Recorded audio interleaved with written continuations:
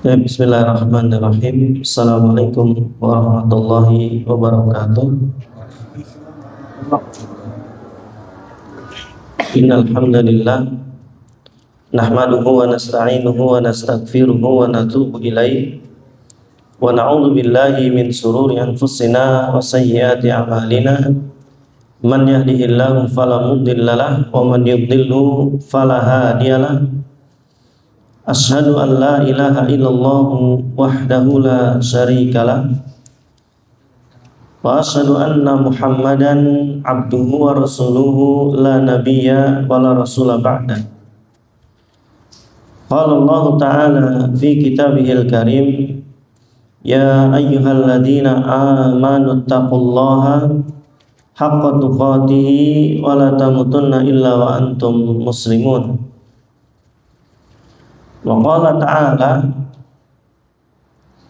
ya ayyuhan nasu taqu rabbakumul ladzi khalaqakum min nafsin wahidah khalaqa minha zawjaha wa batha minhuma rijalan katsiran wa nisaa'a wattaqullaha alladzi tasaaluna bihi wal arham innallaha kana 'alaikum raqiba. Amma ba'd, fa inna asdaqal hadithi kitabullah wa khairal hadyi hadyu Muhammadin sallallahu alaihi wasallam wa syarrul umuri muhdatsatuha fa inna kulla muhdatsatin fid din bid'ah wa kulla bid'atin dhalalah wa kulla dhalalatin fin nari. Amma ba'd. Teman-teman semua, azakumullah wa iyyakum jami'an. Barakallahu fikum. Alhamdulillahirabbil alamin. Segala puji bagi Allah Subhanahu wa taala, Rabb semesta alam, yang alhamdulillah kembali memudahkan kita, menguatkan hati dan fisik kita untuk kita bisa bersama-sama beribadah kepada Allah Subhanahu wa taala dengan peribadahan yang paling besar yang ada dalam agama Islam. Peribadahan yang tidak akan pernah ada ibadah yang lain kecuali dia dilandasi oleh ilmu. Dan tidak ada ilmu kecuali dia harus dengan belajar. Karena Allah Subhanahu wa taala mengatakan, wallahu akhrajakum min butuni ummahatikum la ta'lamuna syai'an. Allah Subhanahu wa taala mengeluarkan kalian dari perut-perut ibu kalian, kata Allah Subhanahu wa taala, la ta'lamuna syai'an, dalam kalian keadaan bodoh. Semuanya harus belajar.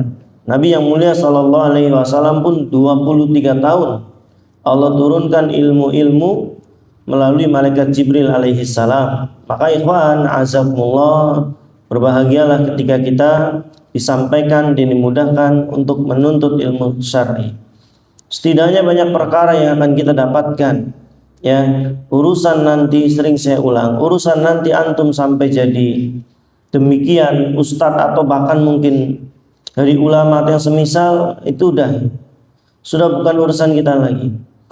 Urusan kita adalah yang pertama, mendatangi majelis ilmu adalah karena perintah Allah, karena perintah Rasulullah SAW, karena ingin menghilangkan kebodohan dari diri kita. Syukur-syukur bisa dari orang lain. Cukup sudah. Ya, syukur lebih daripada itu, ikhwan azakumullah, Allah berikan pemahaman kepada kita untuk bisa menyampaikan kepada yang lain. Baik, jamaah sekalian azakumullah, kita masih di bab tentang masalah keberkahan. Ya, babu man tabarraka bi syajaratin aw hajarin wa nahwihima.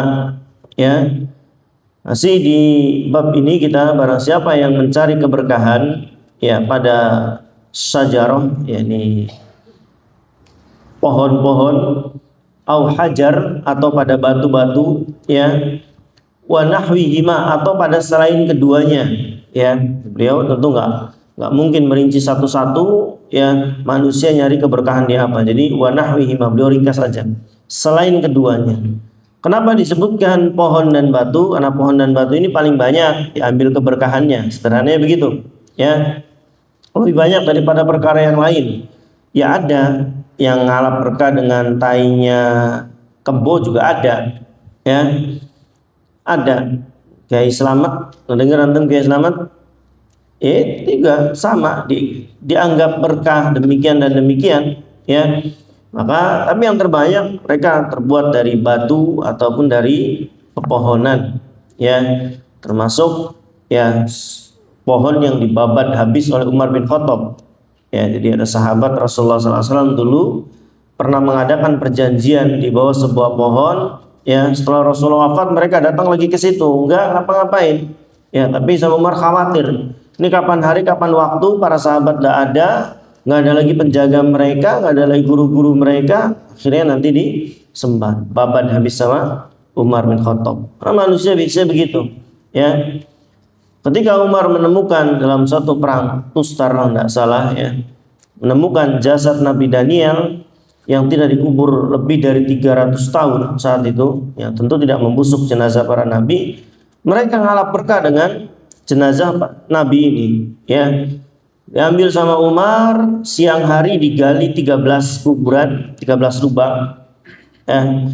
Lalu malamnya ditaruh jenazah nabi ini di salah satu, nggak ada yang tahu, tutup semua. Jadi nggak tahu apa lubang pertama, kedua, ketiga, keempat atau ke-13, nggak tahu. Demi melindungi tauhid. Nah, ini para sahabat Rasulullah Sallallahu Alaihi Wasallam. Di pekan sebelumnya kita sudah belajar bahwa yang namanya berkah adalah kathratul khair wa thubutu. Penting ini untuk dipahami. Yang namanya berkah adalah banyak kebaikan. Kebaikan tuh banyak di situ, dan ikhwan a'azakumullah tetap kebaikannya itu.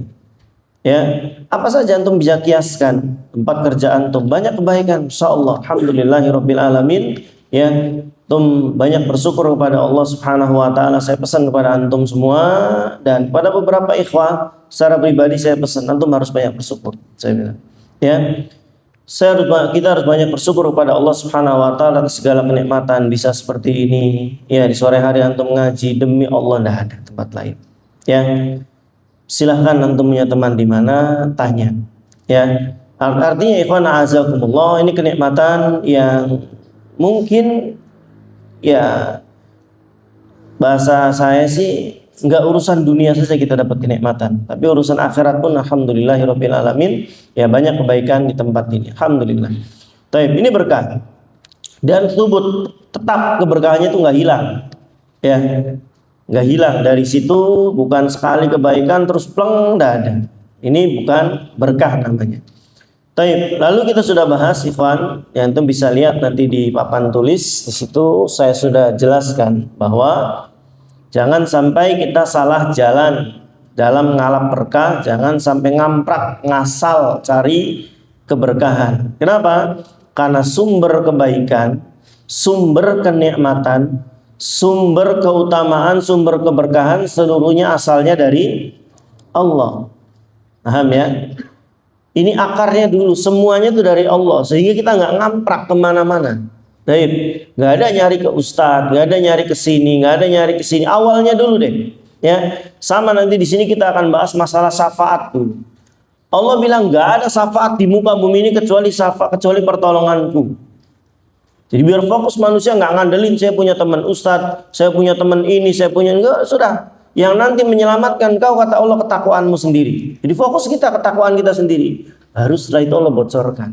Ada ya syafaat dari Nabi, ada syafaat dari orang-orang soleh, ada syafaat dari orang-orang sholat jenazah. Sama di sini pun ya kita belajar ikhwan bahwa fokus antum bahwa keberkahan, kebaikan, kenikmatan asalnya dari Allah. Mau kebaikan dunia ataupun akhirat, kenikmatan dunia ataupun akhirat, seluruhnya asalnya dari Allah. Itu dulu.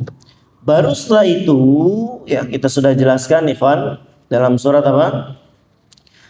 Tentang bahwa Allah itu memilih di antara ciptaan-ciptaannya mana yang unggul dibandingkan yang lain. Dalam surat Al-Qasas ayat 68 ya. Dalam surat Al-Qasas ayat 68 ini ayat ya, saya pelankan pembahasannya Ibu, penting ya. Setelah kita paham ayat ini, nanti tidak protes kita. Kenapa sih nggak di 7 sumur aja sih yang dekat rumah saya? Kenapa nggak di gua itu saja? Kenapa harus airnya Zam-Zam? Kenapa harus ada hujan? Lihat ayat ini. Dalam surat apa? Al-Qasas ayat 68. Allah berfirman, "Wa rabbuka yakhluqu ma yasha." Dan Tuhanmu, kata Allah, yakhluqu, dia yang telah menciptakan apa yang dia kehendaki. Ya, kata Allah, Allah menciptakan apa yang dia kehendaki, wa yakhtar.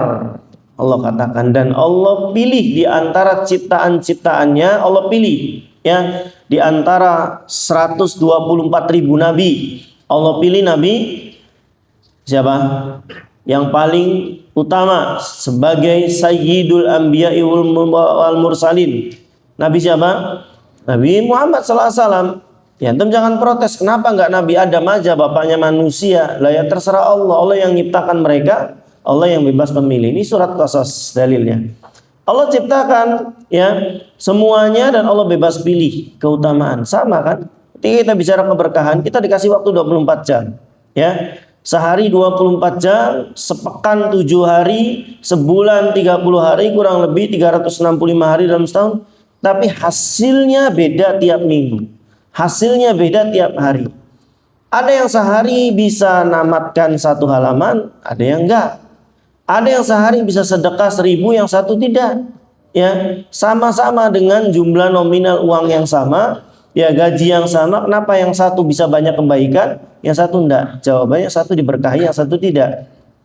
Umur ketika diberkahi meskipun pendek hasilnya banyak. Sebagaimana yang kita jelaskan awal, Imam Nawawi umurnya hanya 45 tahun. Umurnya pendek, tapi umurnya diberkahi. Apa buktinya? Kebaikan dari umur yang pendek ini menghasilkan suatu yang besar. Baik, maka ikhwana azakumullah, ini juga penting untuk antum ya. Alhamdulillah kita semua di sini ya, setidaknya ikhwan ya, saya pribadi itu ada dua ketika direkam seperti ini. Satu sisi khawatir ada kesalahan, ya namanya manusia, sabqul lisan, salah ucap ya, atau salah dalam menjelaskan sedangkan direkam. Satu sisi itu. Yang kedua, kita berbahagia, kita bisa bikin ya seenggaknya nyawa kedua kita. Paham? Nyawa kedua. Ya, ketika itu sudah mati, jangan sampai antum tuh mudah dilupakan orang. Mati baru kemarin kayak enggak pernah ada antum di muka bumi. Paham? Imam Syafi'i itu kan enggak pernah kita kenal, enggak pernah kita ketemu. Tapi pernah enggak tahu enggak antum ada orang namanya Muhammad Idris As-Syafi'i ada di dunia ini?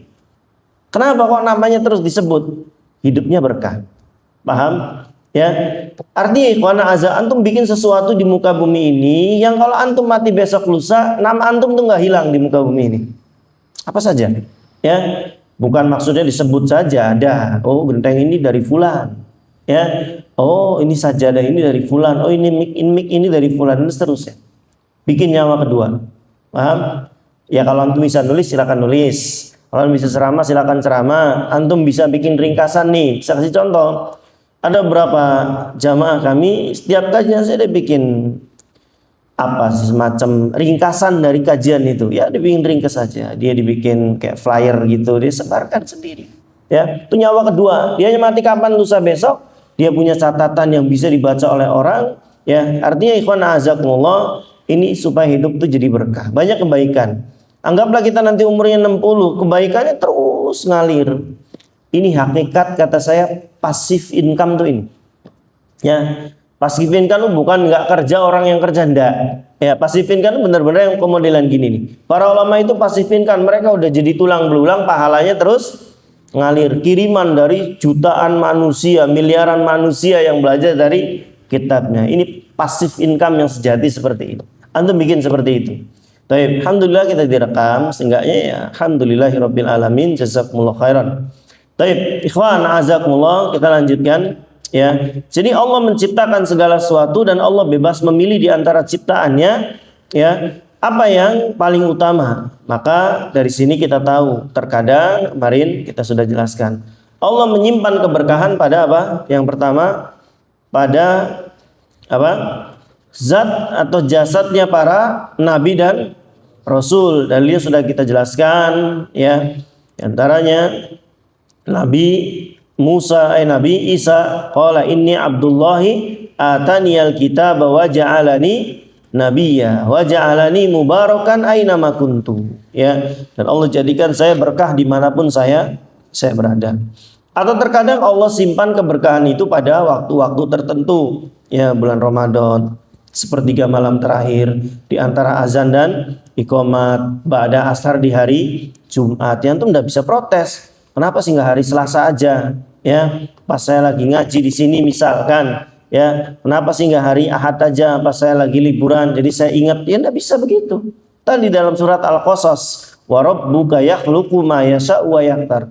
Allah yang ciptakan dan Allah bebas pilih di antara ciptaannya. Mana yang utama, mana yang berkah dan mana yang biasa saja.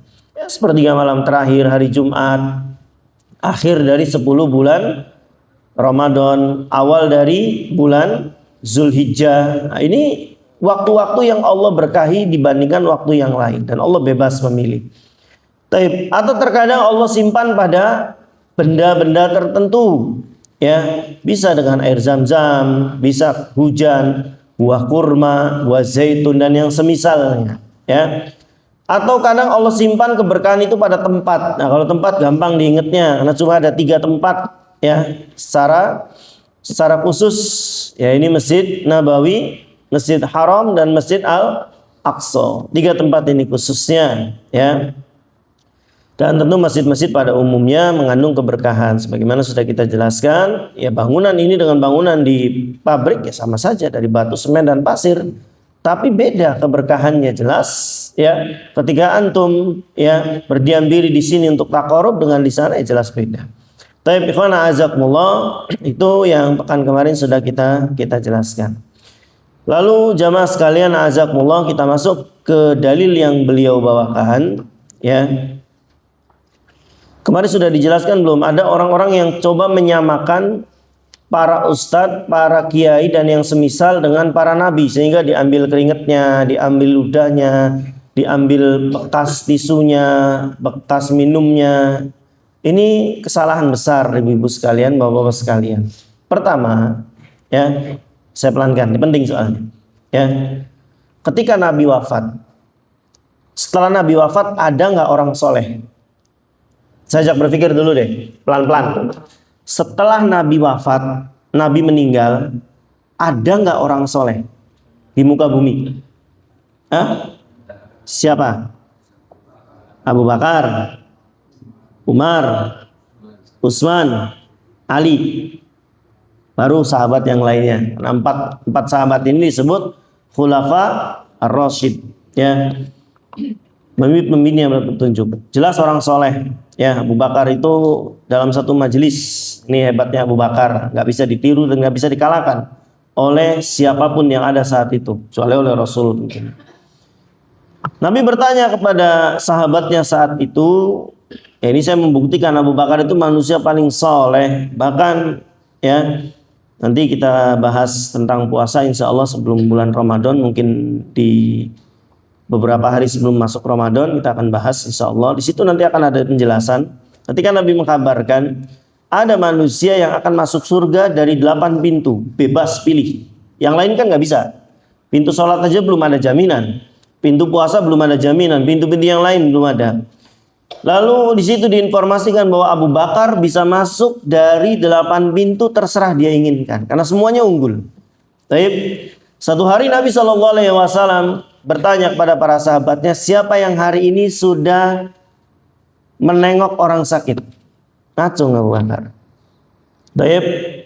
Siapa yang hari ini sudah membebaskan budak? Abu Bakar ngacung. Siapa yang hari ini lagi puasa? Abu Bakar. Siapa yang sudah sedekah? Abu Bakar. Siapa yang sudah nengok orang sakit? Abu Bakar. Siapa yang sudah mengantar jenazah? Abu Bakar. Di hari itu. Baik. Dalam sehari. Kata Rasulullah, tidaklah seorang hamba melakukan perkara-perkara ini dia pasti masuk surga. Baik. Berarti jelas Abu Bakar pasti masuk surga bebas dari 8 pintu. Berarti fix kita sepakat. Setelah Nabi ada manusia yang soleh, namanya Abu Bakar. Yang paling utama ya Umar soleh, Utsman soleh, Abu Hurairah soleh, semuanya sahabat. Tapi kita bicara yang paling berarti ada Abu Bakar. Baik. Dulu keringatnya Nabi diperebutkan ya. Keringatnya Nabi. Saya pernah ceritakan antum pada wanita yang rumahnya ditamui oleh Rasulullah SAW. Beliau istirahat di situ dalam keringat. Ada tetesan-tetesan keringat diambilin, dicampur minyak wangi. Kata Nabi, buat apa? Ya tabaruk, tidak masalah. Nabi nggak marahi sama sekali. Bahkan beliau potong rambut, ya. Kata Rasulullah kepada tukang cukurnya, sebelah kanan dulu. Ya, kanan dulu, habiskan. Baru sebelah kiri dulu. Ya, baru sebelah kiri setelah itu. Lalu apa kata Nabi? Bagikan seluruh potongan rambutku pada sahabat. Baik, karena tahu bagian dari beliau mengandung keberkahan. Maka ada yang nyimpan ketika ada yang sakit, celupkan ke air minum. Boleh. Sekarang Nabi sudah wafat. Ketika mereka terjadi ada yang sakit, ada yang ya macam-macam lah, namanya manusia. Ada nggak yang minta keringatnya Abu Bakar? Hah? Ada nggak Bu yang minta keringatnya Abu Bakar? Abu Bakar orang soleh bukan Bu? Ada nggak yang minta keringatnya Abu Bakar? Umar minta nggak keringatnya Abu Bakar? Utsman minta nggak keringatnya Abu Bakar? Ali minta nggak keringatnya Abu Bakar? Tidak, nggak ada satu dalil pun keringat ludahnya Abu Bakar atau apapun yang bersama Abu Bakar mereka minta. Enggak. Kenapa? Karena hanya jasadnya para nabi, fisiknya para nabi dan rasul yang berkah. Kalau Abu Bakar saja keringatnya, ludahnya tidak bisa mendatangkan keberkahan, orang soleh mana yang bisa lebih dari Abu Bakar? Paham maksud saya? Saya nggak nyontohkan ustadz siapa yang soleh, saya nggak nyontohkan guru-guru saya nggak nyontohkan ulama siapapun, saya contohkan langsung pucuknya orang soleh manusia biasa, Abu Bakar.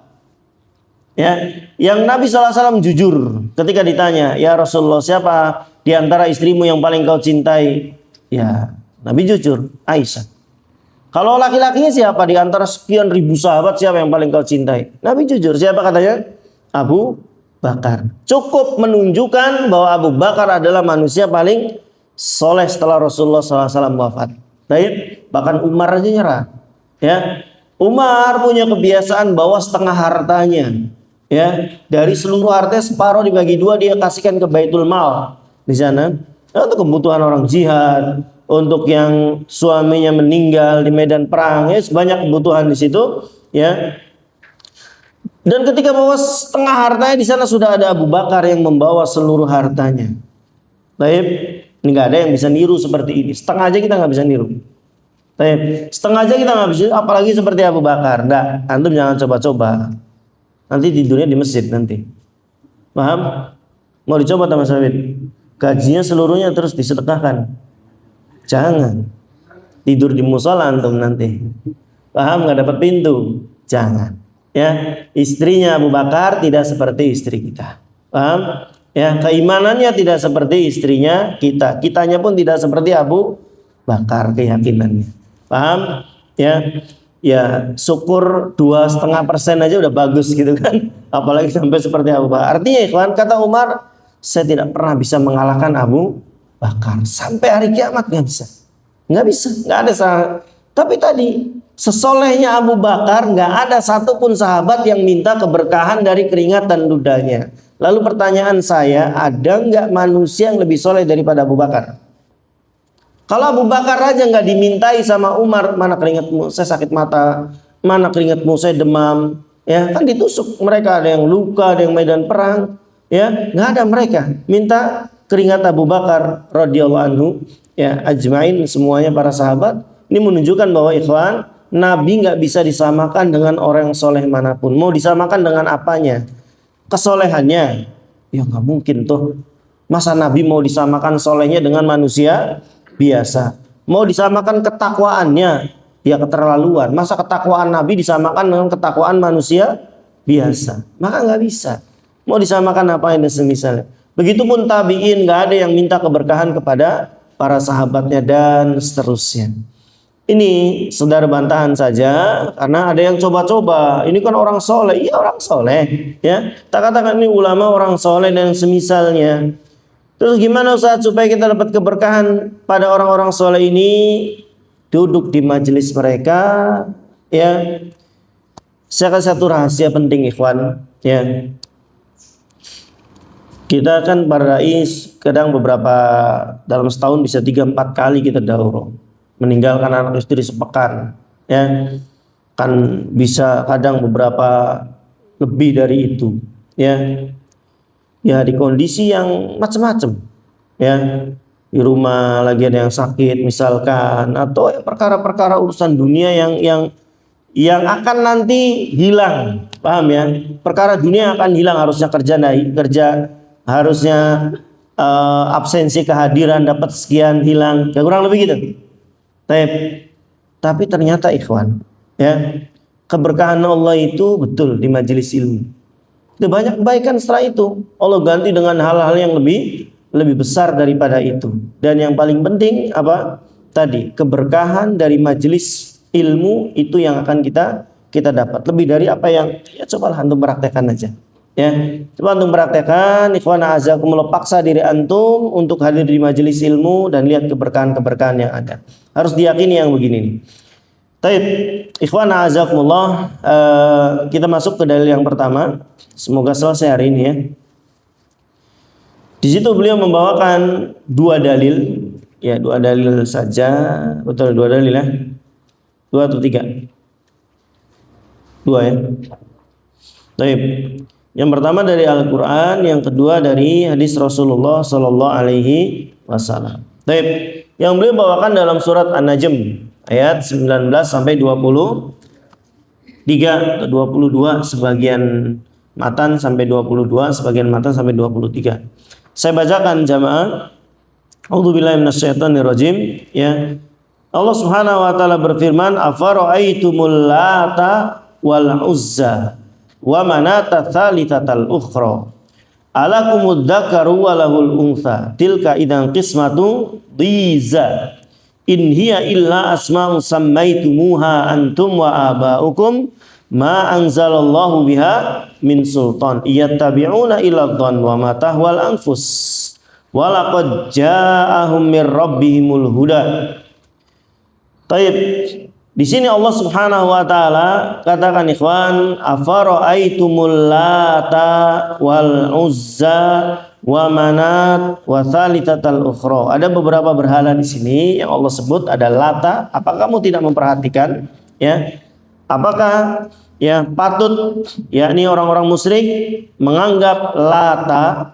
Nanti saya jelaskan siapa Lata, ya. Ada juga Uzza, ada juga Manat, ya. Apakah patut kata Allah Subhanahu wa taala, ya, kamu menjadikan mereka yakni anak-anak kalian, yakni patung-patung ini ya menjadi ya istilahnya anak-anak kalian, tapi giliran yang perempuan jadi anak-anaknya Allah. Intinya mereka bertakarub dengan Lata, Uzza dan Manat ini ya, mencari berkah pada tiga berhala ini. Kita bahas dulu siapa tiga berhala ini. Yang pertama ada Lat. Lat ini ikhwan azakumullah, ya. Dia disebutkan dalam beberapa riwayat, ya, sebuah batu putih. Lata ini sebuah batu putih yang dipahat, ya. Setelah dipahat, dia dibangun sebuah bangunan di dalamnya, lalu ditutupi dengan kain. Kebayang enggak? Jadi Lata ini sebuah batu putih dibikinnya, dipahat, lalu setelah jadi dibangun bangunan, lalu diungkep pakai apa namanya? Kain, ya. Dan mereka di situ biasa berdiam diri, ibadah di situ, takarub di situ, dan yang semisalnya, ya, ngalap berkah di tempat itu. Ini Lata, ya. Ada yang bilang juga Lata ini ikhwan azakumullah awalnya adalah orang yang baik yang biasa bikin semacam roti atau makanan yang biasa dibagikan kepada orang-orang yang haji saat itu, ya. Ketika dia mati, maka orang-orang demi menghormati beliau membangun patung beliau, ya, dan takarub ibadah di situ, ya. Ini Lata. Adapun Uzza, ya, mereka biasa ngambil berkah di Uzza. Uzza itu apa? Pohon, ya, pohon yang dibangun rumah padanya. Jadi ada pohon, lalu dibikinkan tempat ibadah di situ, dan pohonnya ini dibungkus dengan kain. Dan mereka menganggap pohon ini berkah. Uzza adanya di daerah Nakhlah. Ya, kalau antum pergi ke sana, ada Nakhlah antara kota Mekah dan Madinah. Di tengah itu ada nakhlah, disitulah Al-Uzza ditaruh. Ya. Adapun Manat ini sebuah berhala, ikhwana azakumullah, yang letaknya di Al-Musallal di daerah Qudayd, ada juga di antara Mekah dan Madinah.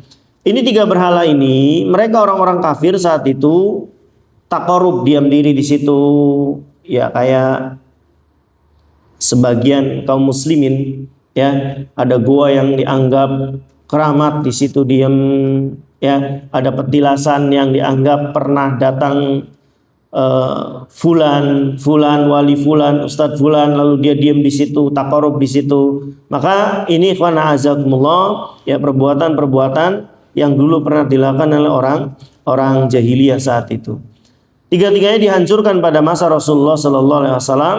Ya, ketika Fathul Mekah, ya ada yang ditombak, ada yang digepuk dan yang semisalnya. Intinya karena batu-batu ini, pohon-pohon ini tidak mendatangkan keberkahan.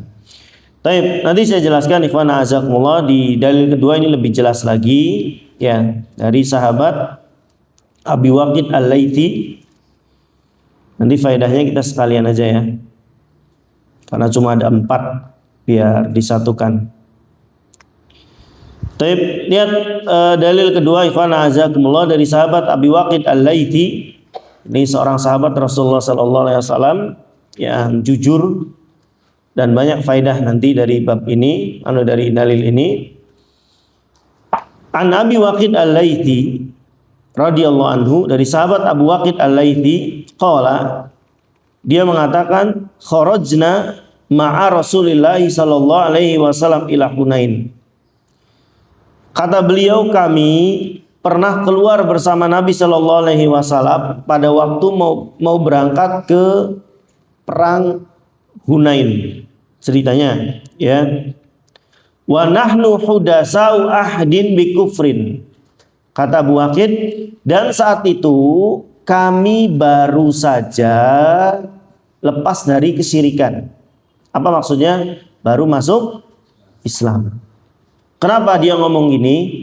Ada yang tahu enggak? Kenapa dia ngomong gitu? Mohon dipahami, saya punya uzur. Paham?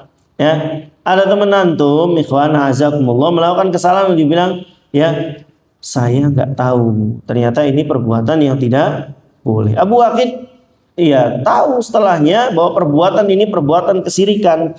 Makanya di awal dia bilang, kami saat itu baru masuk Islam, nggak tahu permintaan kami itu ternyata kesyirikan. Nanti minta berhala dia sama Nabi Sallallahu Alaihi Wasallam.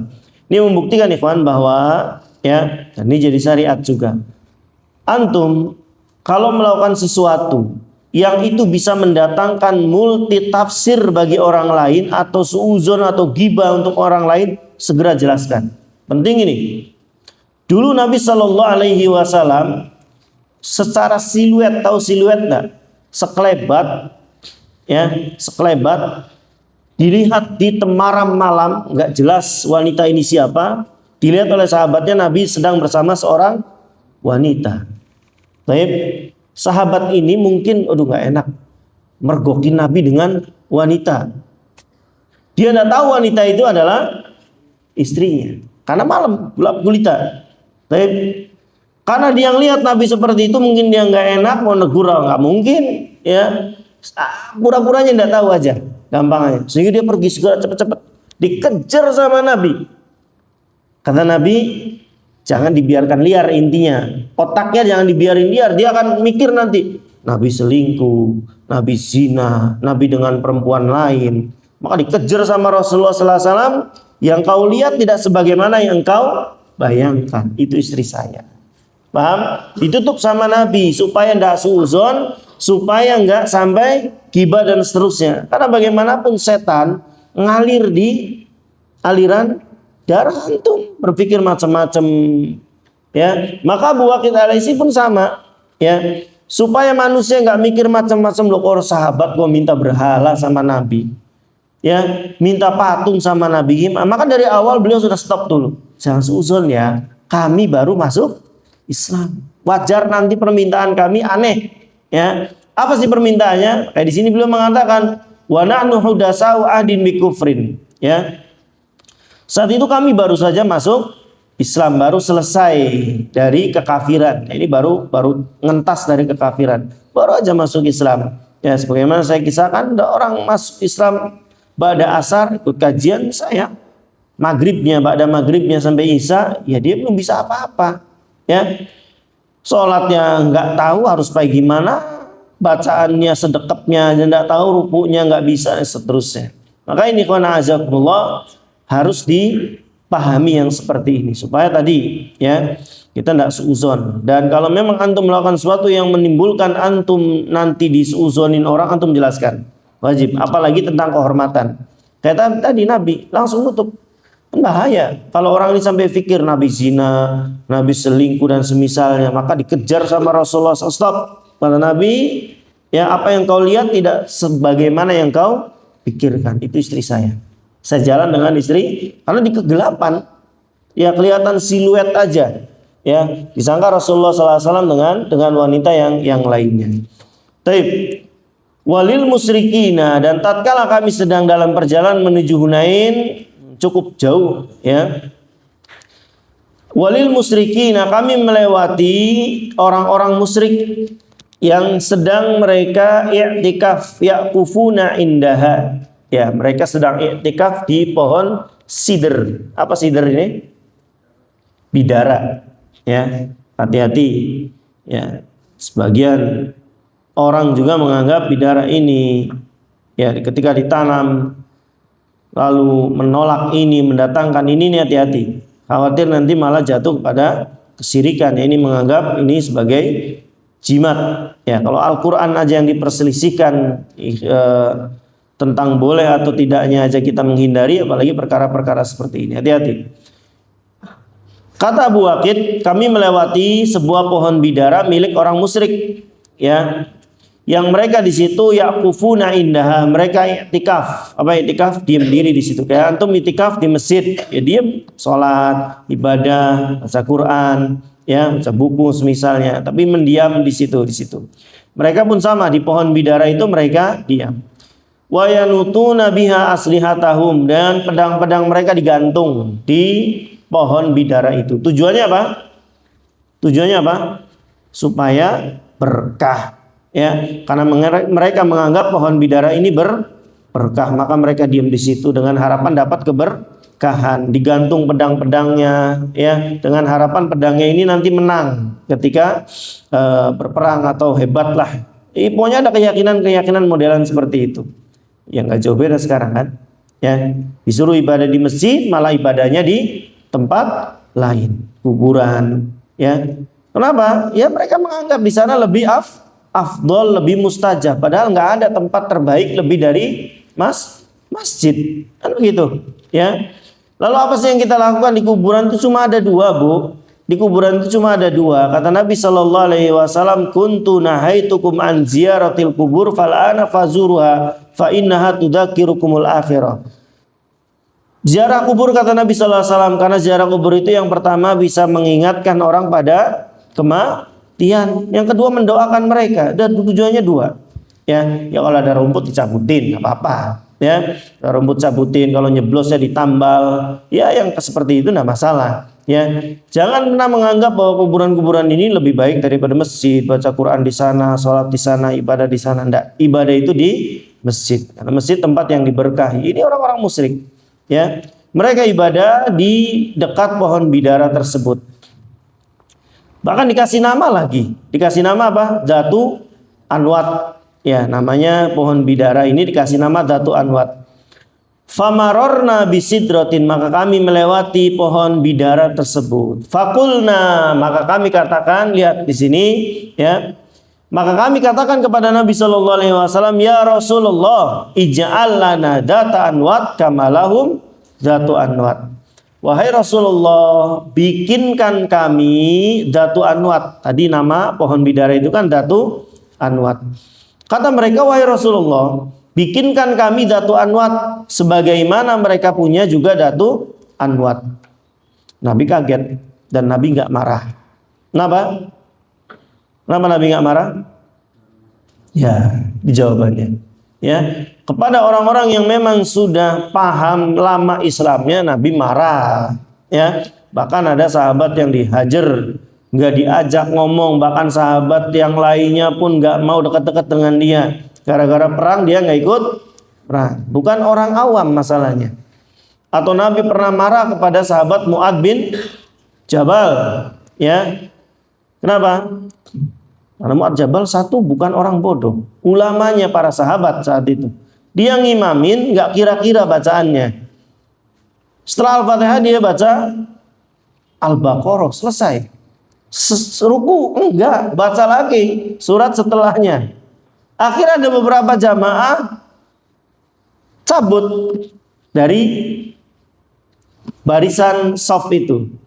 Ada yang laporin akhirnya ada jamaah tadi kabur dari shaf engkau.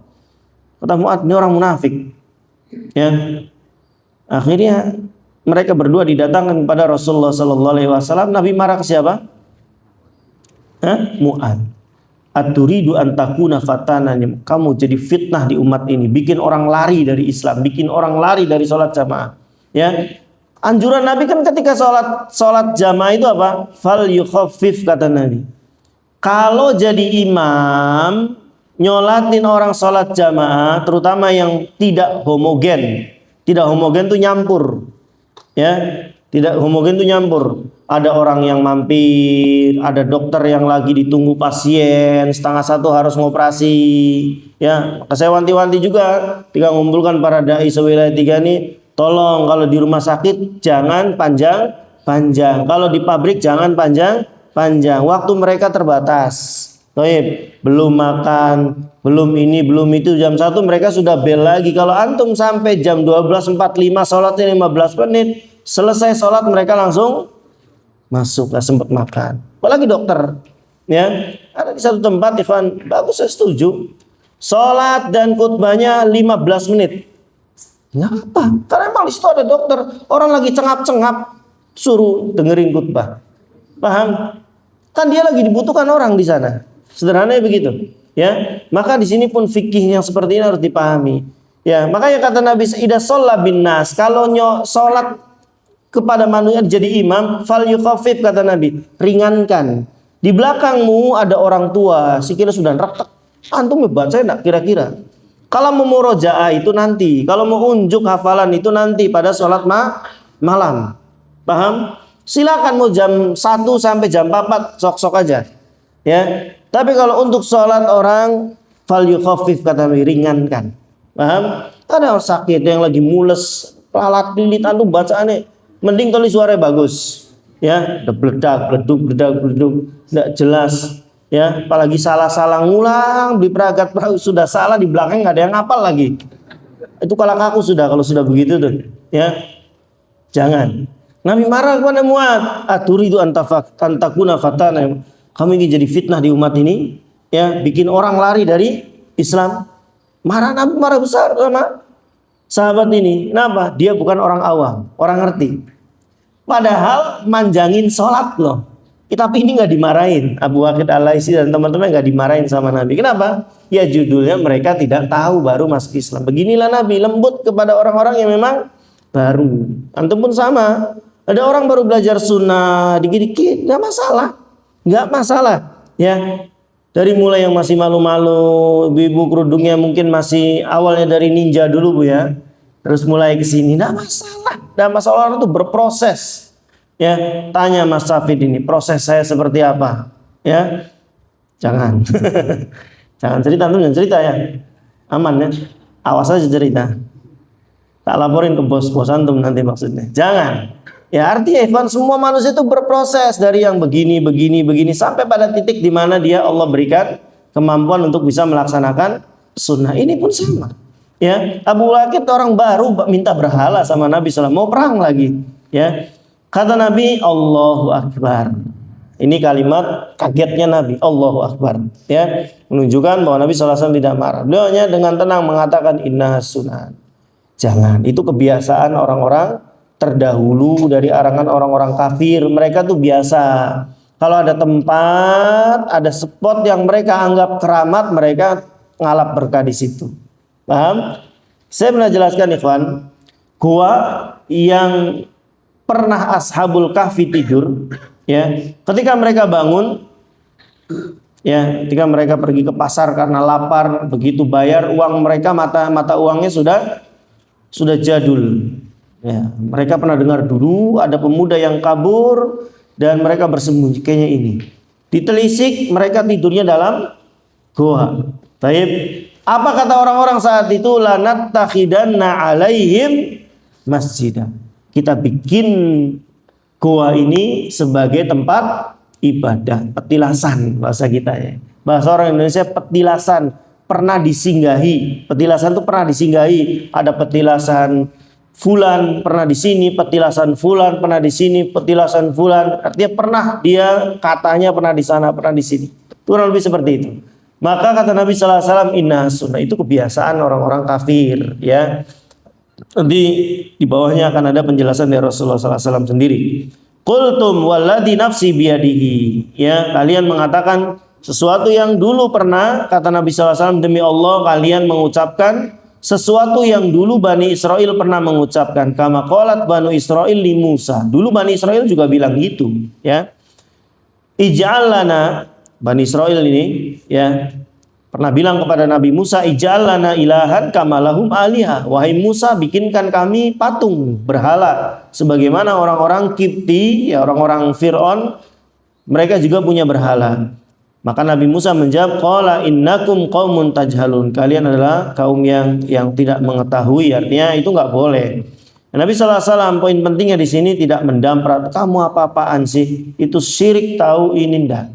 Ya, Nabi hanya kaget. Kenapa? Dan Nabi enggak marah tadi. Poin pentingnya Rasulullah sallallahu alaihi wasallam tahu di mana orang yang memang harus dimarahin dan enggak akan kabur. Kalau orang baru antum marahin, besok enggak ngaji lagi. Ya, besok enggak mau dengerin lagi. Itu resikonya.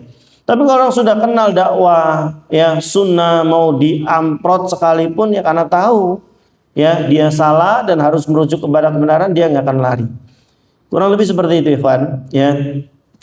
Maka kata Rasulullah, latar kabuna sunana man kana qablakum. Kalian akan mengikuti orang-orang sebelum kalian, ya, dari kalangan Yahudi dan Nasrani. Dalam beberapa riwayat, shibron bi shibrin, diro'an bi diro'in, sejengkal demi sejengkal, sehasta demi sehasta. Apalagi nih kita di akhir tahun, ikhwan azakumullah, hati-hati, ada sunnah-sunnah agama lain di malam tahun baru, ya sudah.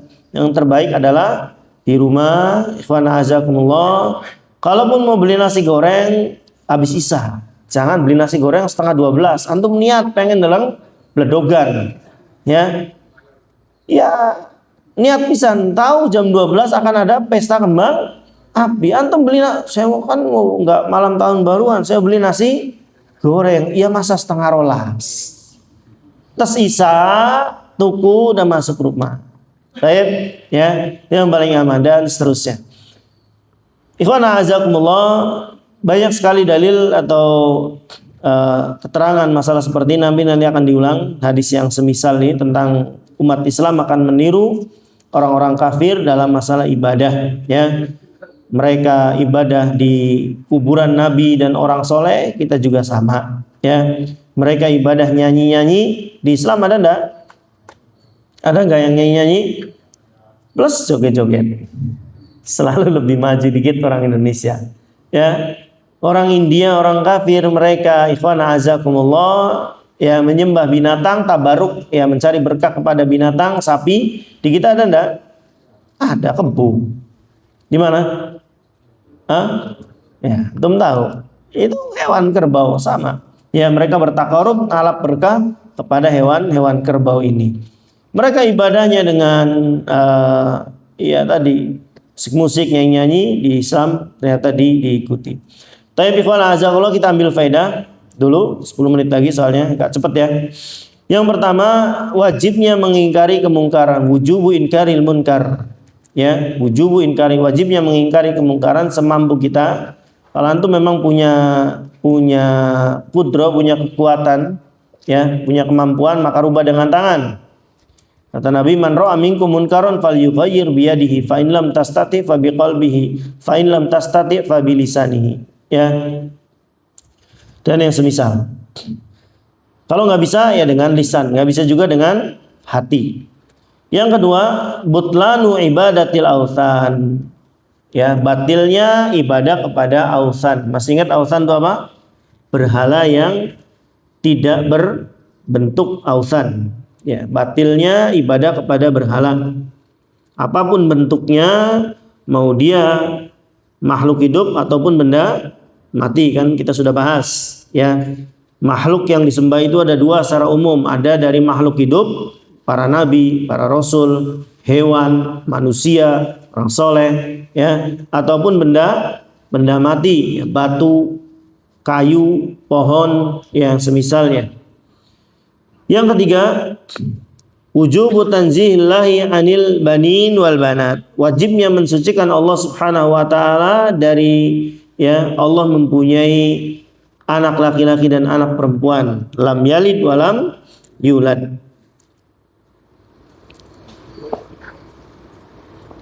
Faedah selanjutnya, ikhwan, kita cepatkan ya, dalil keduanya banyak soalnya. Faedah selanjutnya, istihbabu idhari ma yadfa'u ghibah haitsu qala wa ana khudasa'u ahdin bikufrin. Disukai atau disarankan menjelaskan, ya, sesuatu yang nanti menimbulkan gibah. Kayak tadi Abu Waqid Al-Laitsi sudah dari awal, ya, menjelaskan kenapa kami minta berhala, karena saat itu kami baru masuk Islam, ya, jadi bebas dari gibah. Orang ada wajar, oh ya wajar, orang baru masuk Islam, belum bisa Al-Fatihah, belum bisa sholat, belum bisa doa ruku, sujud dan semisal, kita ada maklum, ya. Baik. Su'ubatu intiza'il adati min nufusil bashar. Ini yang kedua, susahnya menghilangkan kebiasaan yang jelek, ya. Susahnya menghilangkan kebiasaan yang jelek dari manusia. Makanya teman-teman, di Islam itu kan ada amar ma'ruf, ada nahi munkar. Mana yang susah? Memerintahkan manusia untuk baik atau melarang manusia dari berbuat jelek? Mana yang susah? Nahi munkar. Antum, saya ajak sholat, aduh Ustaz celananya sosoek, aduh Ustaz, aduh ini, banyak alasan, nggak ngelawan, nggak marah, saya yakin. Teman-teman sedekah, macam-macam alasan, nggak bawa duit, ini itu ini, macam-macam. Tapi kalau sudah saya sentuh perkara yang menjadi kebiasaan antum, jangan pakai jimat. Misal antum punya biasa pakai jimat, jangan pakai jimat. Udah mulai panas di sini. Nabi ketika belum melarang syirik aman-aman aja. Bahkan punya julukan apa? Al-Amin. Orang dipercaya ini. Ya, sebangsa Arab saat itu percaya kepada akhlaknya Nabi sallallahu alaihi wasallam. Belum ngomong jangan berbuat syirik, jangan ini, belum ngomong itu. Ketika statusnya naik jadi nabi, ada kewajiban untuk melarang manusia dari perbuatan syirik. Itu beda lagi. Kamu gila Muhammad, kamu ini penyihir, kamu ini mabuk, kamu ini tukang syair, julukannya gak kira-kira. Kapan? Ketika sudah mulai nahi munkar. Antum pun sama di pabrik, coba aja.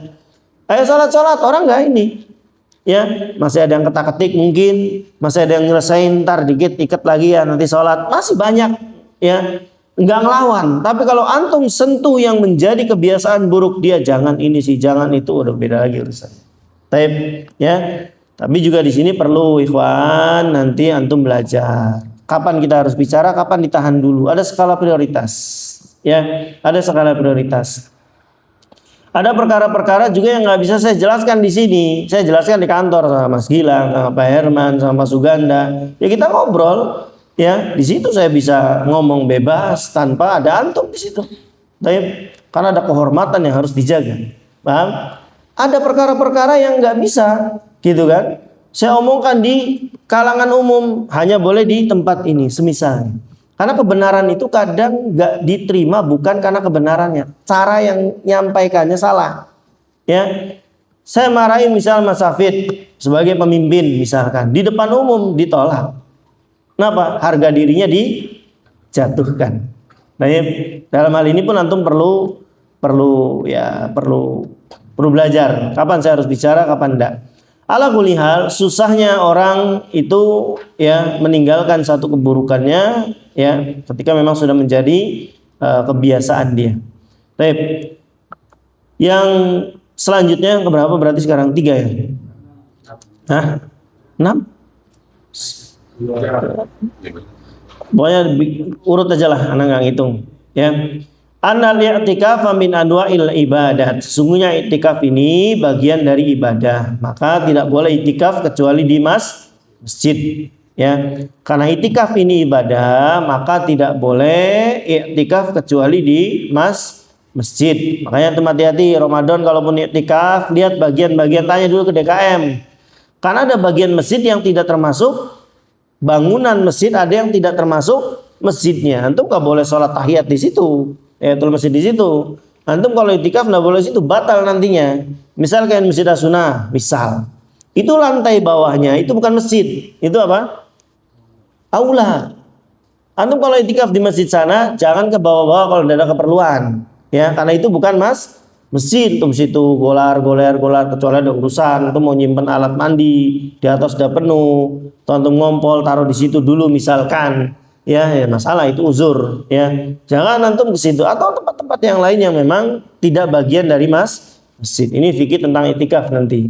Baik, ala kulli hal, karena i'tikaf ini termasuk ibadah, maka ya tidak boleh ikhwan a'azakumullah seorang untuk i'tikaf kecuali di masjid. Yu'darul jahil bijali idza irtada'a ba'dal ilm. Ya.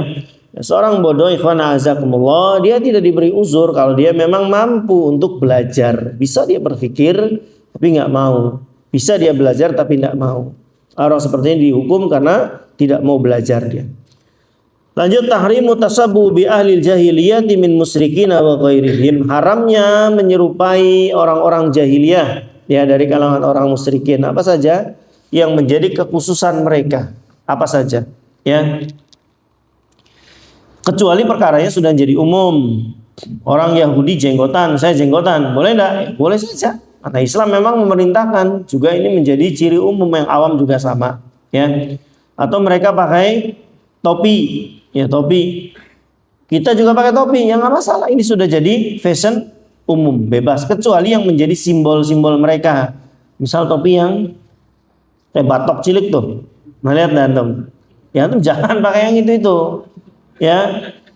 Atau ya yang menjadi simbol kalau orang lihat tuh sudah mengerucut itu ke agama itu gitu tuh ya, maka antum jangan pakai simbol-simbol seperti itu ya. Lanjut ikhwan a'azakumullah. Jawazu qali Allah akbar inda ta'ajjub. Bolehnya mengucapkan Allahu akbar ketika takjub ya. Jangan latah ya Bu, awas. Mending latahnya latah yang baik, latahnya latah yang jorok ya. Kita kadang laki-laki juga nggak enak kalau ada perempuan latahnya latah yang jorok tuh ya. Kayak gimana gitu tuh, malu sendiri. Maka hati-hati. Ini ya hati-hati juga yang seperti ini. Jadi kalau takjub bilang subhanallah, Allahu akbar yang semisal. Wujubu saddid dari'ah, serahnya wajibnya menutup pintu kejelekan ya. Semua kejelekan pintunya ditutup ya, seperti zina ya semua ditutup, pandangannya jangan diumbar, jangan ngumpul dengan wanita yang bukan mahram dalam satu tempat duaan, jangan khalwat, jangan ikhtilat. Ini termasuk saddud dari'ah ya.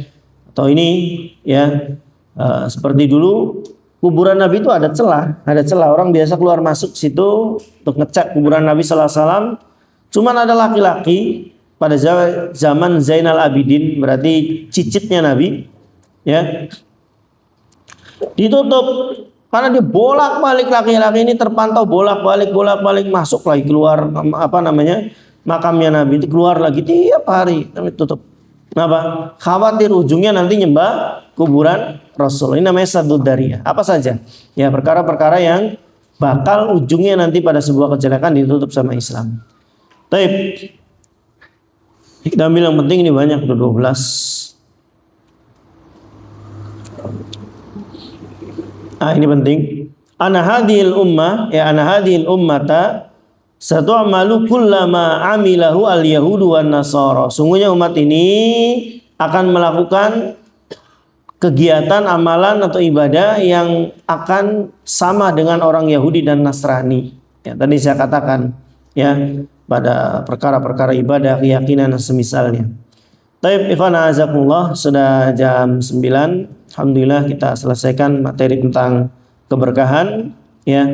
Kan depan insya Allah kita masuk ke masalah penyembelihan. Ini hati-hati juga nih ya, masalah penyembelihan dalam agama Islam.